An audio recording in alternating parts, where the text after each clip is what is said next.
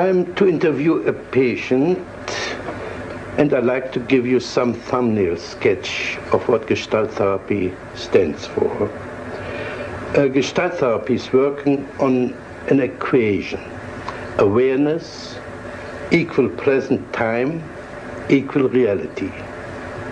In contrast to depth psychology, we try to get hold of the obvious, of the surface, of the situation in which we find ourselves, and to develop the emerging Gestalt strictly on the I and thou, here and now basis. Any escape into the future or the past is examined as a likely resistance against the ongoing encounter.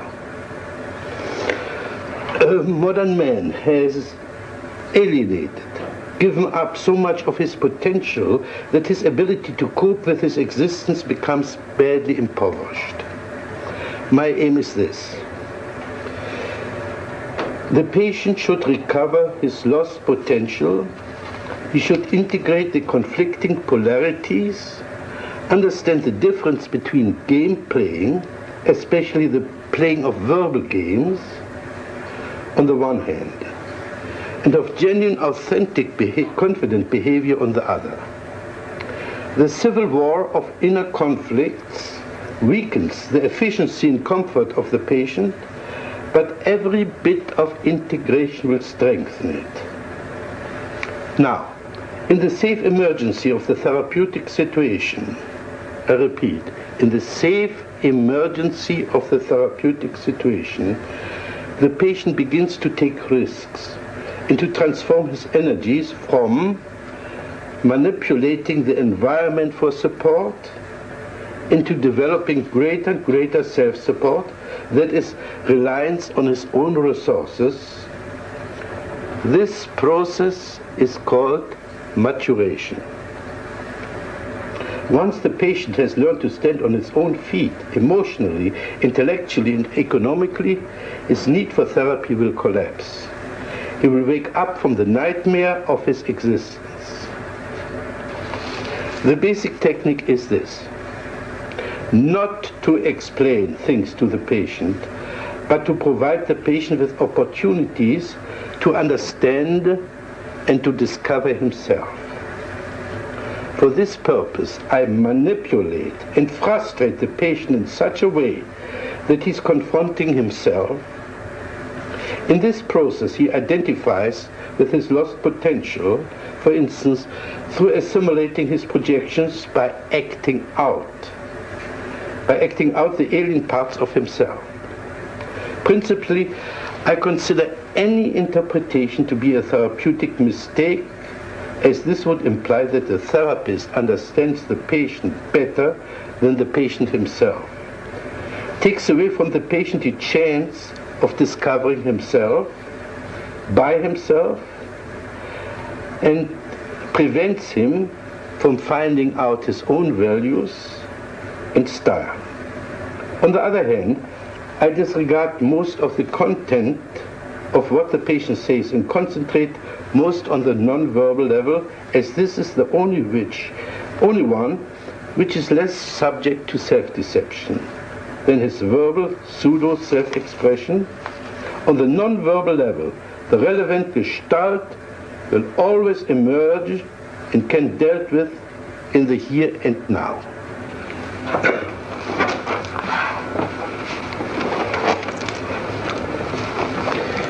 We are going to have an interview for half an hour.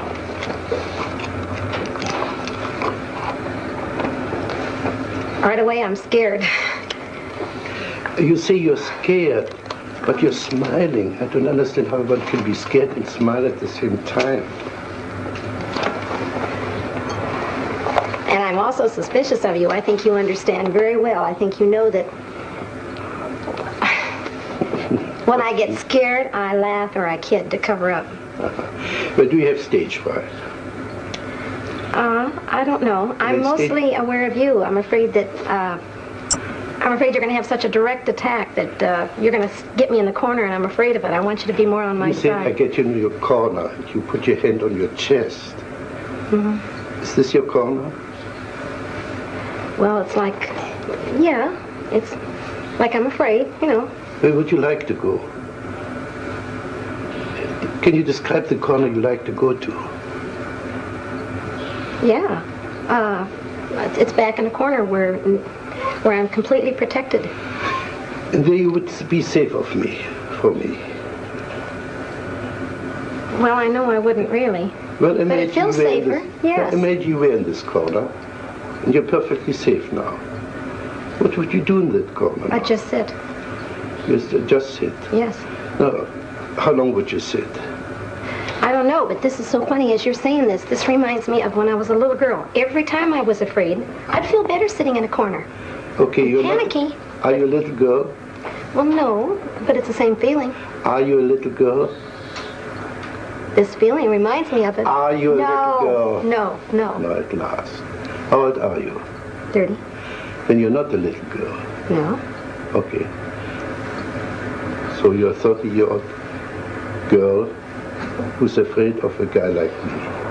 Well, I don't even know if I do know I'll be afraid of you. I get real defensive with you.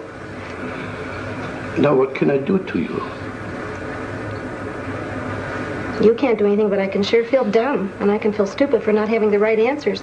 Now, what would it do for you to feel dumb and stupid? I hate it when I'm stupid. What would it do for you to be dumb and stupid? But let's put it so, like this. What would it do to me if you would play dumb and stupid? It makes you all the smarter and all the higher above me. Then I really have to look up to you because you're so smart, yeah. Oh, yeah. And butter me up right and left. No, I think you can do that all by yourself. I think the other way around. If you play dumb and stupid, you force me to be more explicit. That's been said to me before, but I don't buy it. I don't believe What are you doing with your feet now? Wiggling them. What's the joke now? Oh, I'm afraid you're going to notice everything I do. Gee. Don't you want me? I want you to help me become more relaxed, yes. I don't want to be so defensive with you. I don't like to feel so defensive.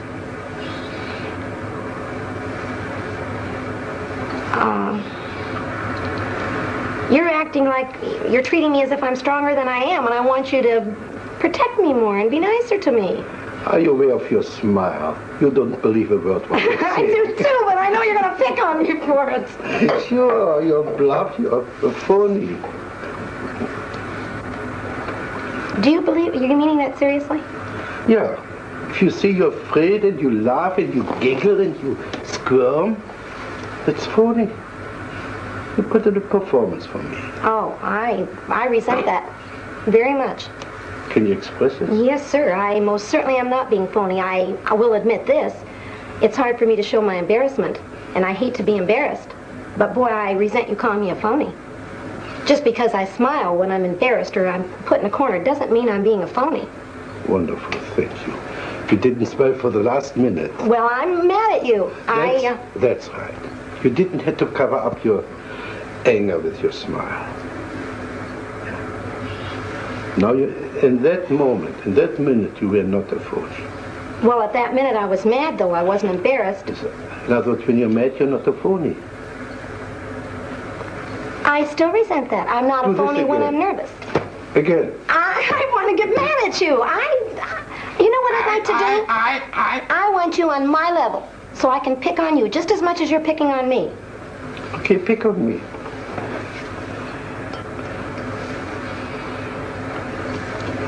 I have to wait till you say something that I can pick on, but...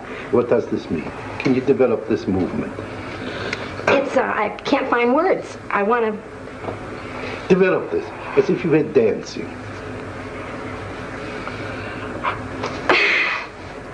I want to start all over again with you.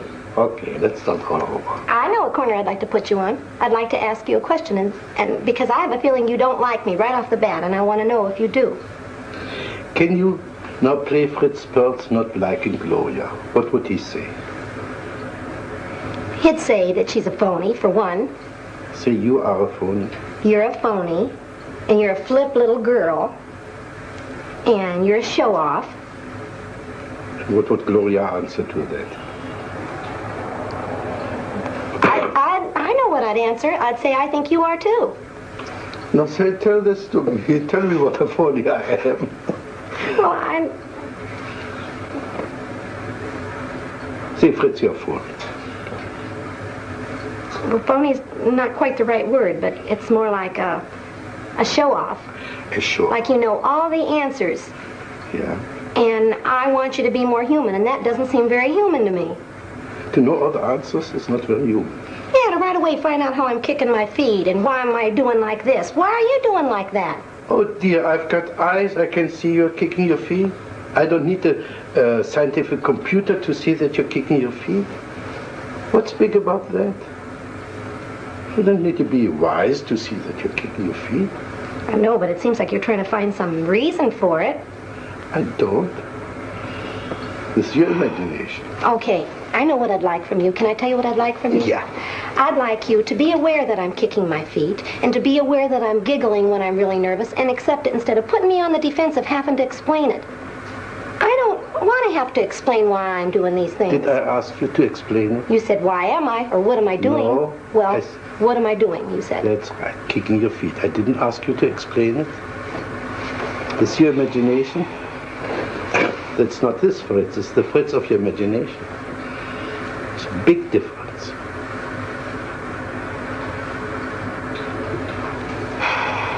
Now do this again. Again. How do you feel now? I don't know. Playing stupid. I'm not playing stupid. I don't know the right answer. This is playing stupid.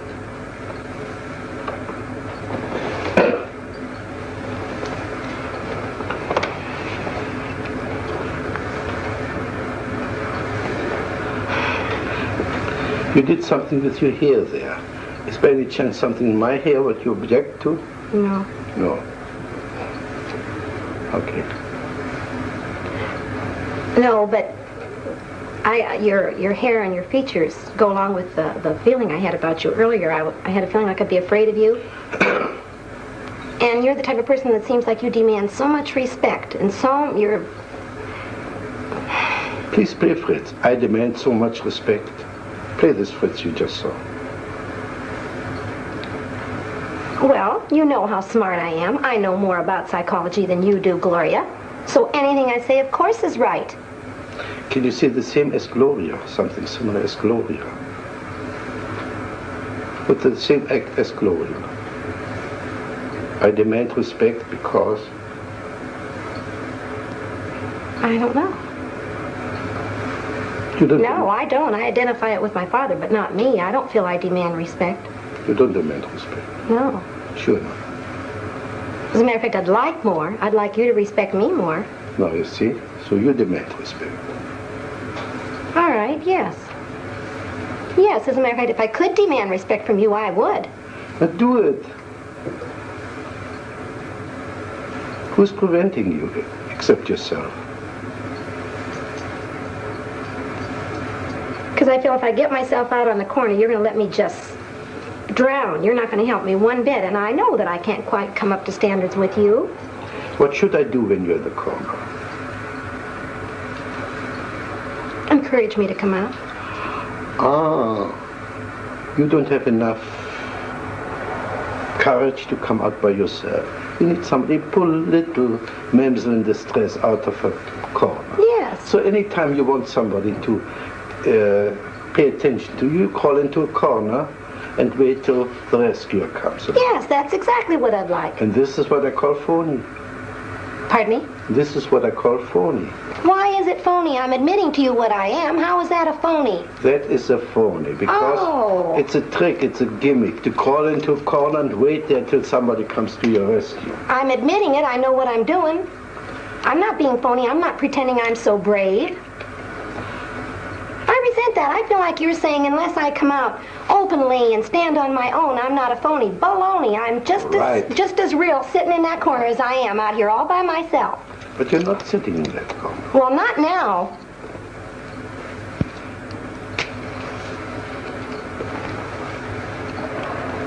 And besides that, it's like passing judgment when you call me phony. I just hate that anyway. Now we are getting somewhere. I call anybody phony who puts on an act. And if you like somebody and you want to meet this person, to go to this person, tell him, I would like to meet you, I would call not phony. But if you coyishly go into that corner, waiting to be rescued, this I call phony. This I call poor. And I still think you're judgmental. You know what, I have a feeling? You've never felt this way in your life. You feel so secure that you don't have to feel. Anybody that does something like this, you're going to pass judgment on they're being a phony. Well, I resent it. Good. Now play Fritz passing judgment.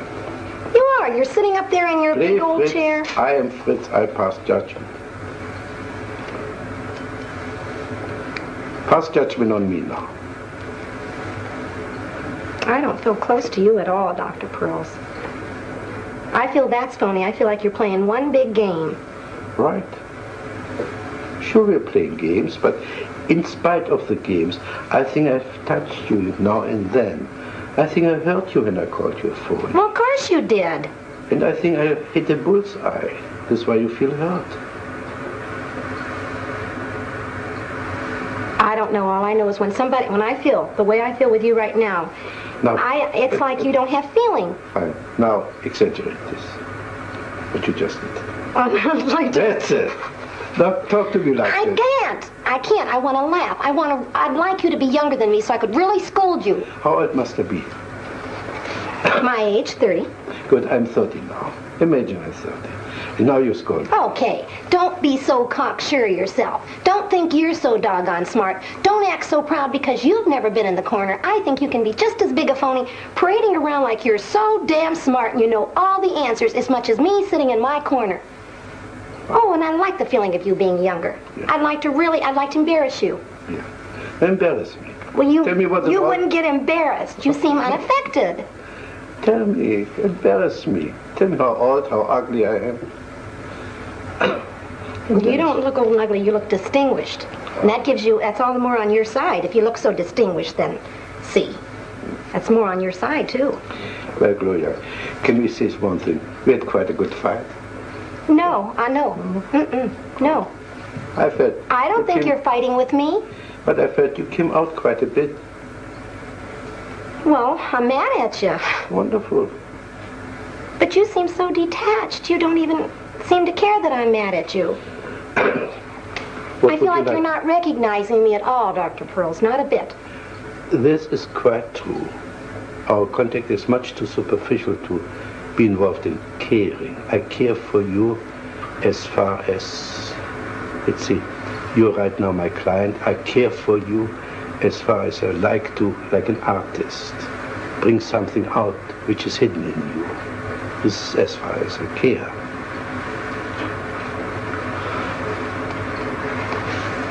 Well, I'd like to feel that there's it's frustrating. If I were to leave you right now and not see you again, it would frustrate me to feel like there hadn't been more contact. I feel completely out of contact with you. Like I'm talking to the baby that doesn't understand me, or something like that. I don't feel like we're a bit in contact, and that frustrates me. That bothers me more than being angry with you. I'd rather we were angry and fought than to have no contact. Yeah, this reminds me of when my husband and I used to fight. He sits there and he listens to me, but he's not even aware of how much I hate him and how mad I am at him. I'd rather affect you. You to really hate me or something. And I feel like you're purposely staying out of contact with me. How should I be? Give me your fantasy. How could I share my concern with you? I can't say in words. I know the feeling I'd see on you, but I can't say. It's just a feeling like, I don't know. It's like I want you to respect me more as a human being, that I've got feelings. Now we come back to the beginning. So you want respect. Yes, I do. I do. See. This is a different kind of respect than I meant the first time. But you need respect. Yes. I respect you so much as a human being that I refuse to accept the phony part of yourself and address myself to the genuine part. Right now, the last few minutes, you were wonderfully genuine. You were not playing anymore. I could see you were really hurting. Well, I don't feel I've got a right when I don't like somebody or I disagree with somebody's doing. If I should respect them, if they're above me, they're superior to me, I don't feel I've got a right to really tell you how mad I am at you. That's rubbish. You're not jacketing. You're getting back into your safe corner. Well, that's the way it feels. That's what the safe corner feels like to me. That's right. Now go back to your safe corner. Because we have to part very soon. You stayed in your safe corner. You came out for a moment. You nearly met me. You could get a little bit angry with me. Now go back to your safety. I feel like you're telling me the only way you respect me as a human being if I'm aggressive and forceful and strong. I feel like you couldn't even accept I'd be scared to death to cry in front of you. I feel like you'd laugh at me and call me a phony. I feel like you don't accept my weak side only when I'm yelling back at you or hollering at you. You mustn't cry in my presence. Well, I wouldn't even give you the satisfaction. Say this again. No. Say this again. I try not to. I try not to cry in front of you or show my weak spot for fear you'd jump on me again. Are you aware that your eyes are moist? I'm aware that I feel more choky, yes. I feel that. Could you choke me? Pretend, but not for real. Why not for real? Well, because I don't hate you that much. No, you want to choke my tears back. You want me to choke you so you wouldn't cry? If I'd like to choke you, it would be to make you cry. I'd like to see you weak. I'd like to see you hurt and vulnerable.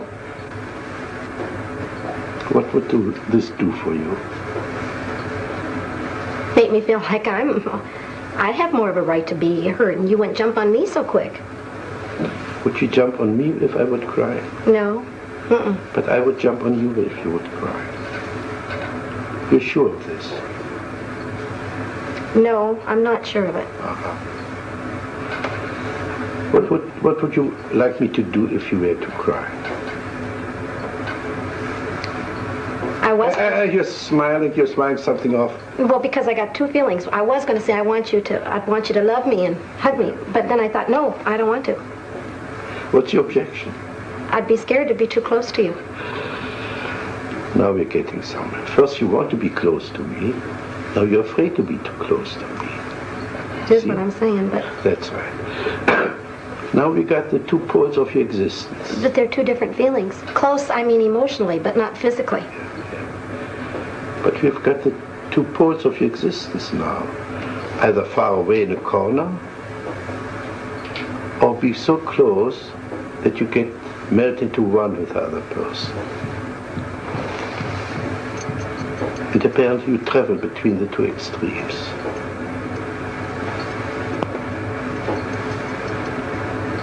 I do. You know what I'm thinking? When I am really hurt and really upset about something, and I want someone to love me, like my girlfriend will do it a lot, and she'll come up to hug me, I don't want it. Exactly. See? That's what I'm talking about. You cannot sustain contact. Okay, this is garbage. What are you afraid if you were too close to your girlfriend, if you let her hug you? The only thing I'm aware of is, like when I perspire, it embarrasses me that she'd feel how wet I am, and that she'd hold my body up close, and I don't know. Are you aware of your facial expression, the kind of disgust coming? Yes, I am. Do this more, please. Again. It's icky. Again. It's just icky. I can just feel what it is. I don't like it. Can you say this to me, Fritz? You're icky.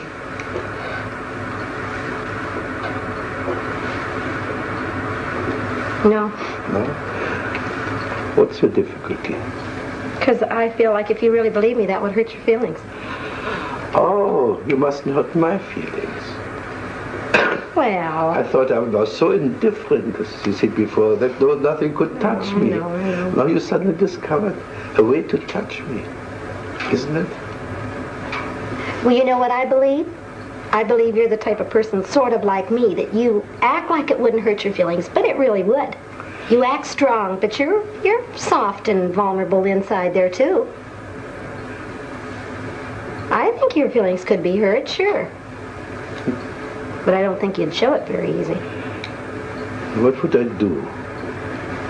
How would I conceal my feelings? By turning it back on me? By saying, now, what did you get from that, Gloria? You turned the whole thing back on me instead of showing how hurt you were. Now, can you say this to Fritz? What did you get out of this, Fritz? Say this to me. What'd you get out of what? What you just said, just your sentence. Sure, I know what you'd get out of it. If I said, what did you get out of this, Fritz, you'd say, nothing. It didn't bother me. It was you that did it. You still wouldn't let me know you were hurt. But I know what it would be if you told your true feelings, that you didn't want to show your hurt, so you covered it up. Same way with me in the corner. Now, if I were hurt, if I would cry, what would you do with me? You wouldn't be so superior to me. You'd be more vulnerable, and I could pacify you and make you feel better. You could hug me. Yes. And I could be the baby. Yes. Yes. I'd like that. You'd feel more on my level. I wouldn't have to feel so dumb with you. And the other way around, you would have to be my baby. If you would cry, you would like to play the baby and be comforted and hugged and poor thing. Well, I'd like that too. Well, I'll tell you something, Gloria. I think we came to a nice closure. I think we came to a little bit of understanding. I think we finished this situation now, right? All right.